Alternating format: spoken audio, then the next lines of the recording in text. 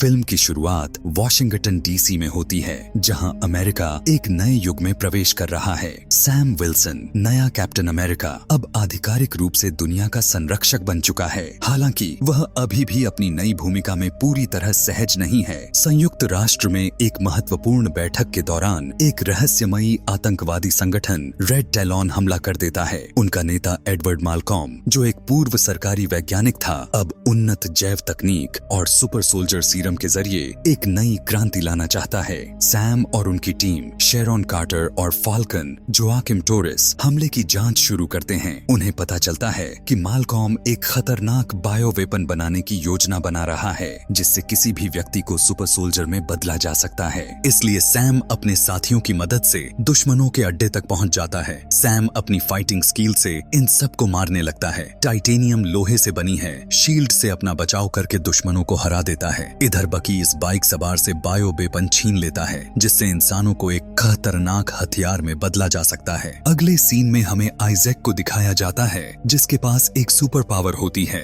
जिससे सैम बकी को ट्रेन करने के लिए बोलता है। पिछले दिनों को याद करने के ये लोग एक खेल में लड़ने लगते हैं। पर इसी बीच सैम के पास राष्ट्रपति की कॉल आ जाती है, जिसको एक पार्टी में बुलाया जाता है। सैम आइजैक को भी इस पार्टी में चलने के लिए बोलता है, पर आइजैक वहां जाने से मना करता है, क्योंकि पिछले दिनों में उसकी इज्जत लोगों के सामने कुछ ठीक नहीं रही है। पर सैम के बहुत कहने पर यह पार्टी में जाने के लिए मान जाता है। पार्टी में जाने के बाद राष्ट्रपति सैम से बोलते हैं, हमें फिर से एवेंजर को बनाना चाहिए, क्योंकि हमारे देश में खतरा फिर से बढ़ता जा रहा है। पर सैम इस काम को करने के लिए कुछ टाइम मांगता है। इसी बीच सोल्जर रोज राष्ट्रपति एक ऐसे हथियार के बारे में भाषण दे रहे होते हैं। तभी आइजैक गोलियां चलाने लगता है। राष्ट्रपति रोज के गोली तो नहीं पड़ती है, पर आइजैक यहाँ से भागने लगता है। सैम कुछ दूर जाने के बाद आइजैक को पकड़ लेता है। पूछने पर आइजैक बताता है, मुझे कुछ याद नहीं, मैंने गोलियां क्यों चलाई। मुझे जब होश आया तो मैं बाहर रोड पर था। सैम जब कैमरे की वीडियो को चेक करता है तो उसमें एक राज सामने आता है।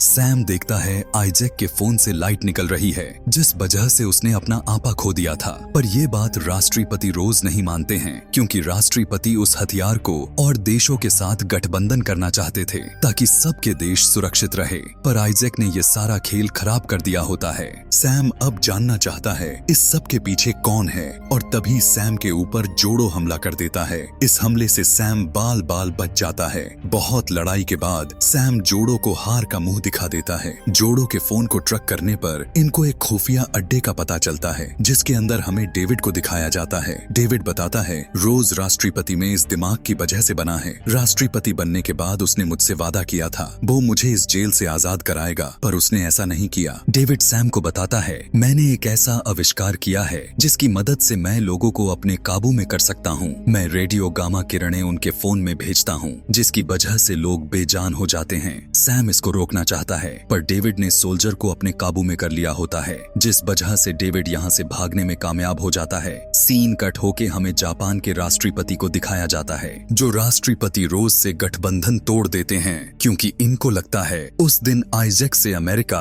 राष्ट्रपति रोज ने ही हमला कराया था और उस एडमिटियम हथियार पर अपना कब्जा जमाना जाता चाहते हैं। पर रोज अब गुस्से में आ जाता है और उस एडमिटियम हथियार को अपने कब्जे में करना चाहता है, और जापान और अमेरिका के बीच वॉर होने वाली है। पर सैम रोज को सारी सच्चाई बता देता है, और इसी बीच अमेरिका के एयरक्राफ्ट इनके ऑर्डर नहीं मानते हैं। तब राष्ट्रपति को सैम की बातों पर यकीन आ जाता है। अब राष्ट्रपति सैम को इस जंग को रोकने के लिए बोलता है।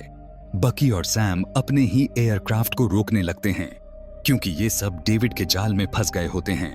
बहुत कोशिश करने के बाद सैम इन सब को रोकने में कामयाब हो जाता है, पर बकी एक मिसाइल से घायल हो जाता है और ये जंग होने से रुक जाती है। अब डेविड सैम के पास आता है और वो बोलता है, तुम रोज की हकीकत नहीं जानते हो, उसके अंदर एक हैवान छुपा हुआ है। डेविड बताता है, रोज को एक बीमारी थी जिसकी दवा मेरे ही दिमाग से बनाई गई है, और आज उसका अंतिम दिन है उस हैवान को दिखाने। यानी डेविड ने राष्ट्रपति की दवाओं में रेडियो गामा रेडिएशन मिला दिया है। ये बातें सुन के डेविड को पकड़ लिया जाता है और सैम रोज के पास जाता है, जहां वो एक रेड हल्क में बदल गए होते हैं। रोज जब अपनी शकल शीशे में देखता है तो उसे गुस्सा आ जाता है और वो लोगों को मारने लगता है। सैम के यहाँ आने के बाद ये हल्क इसके ऊपर हमला करने लगता है। सैम हल्क के सामने टिक नहीं पाता है क्योंकि हल्क की पावर सैम से बहुत ज्यादा होती है। सैम हल्क के ऊपर हमला करता है पर हल्क को इससे कुछ नहीं होता है। इस लड़ाई में सैम अपना एक पंख गवा देता है। अब हल्क सैम को मारने वाला ही होता है,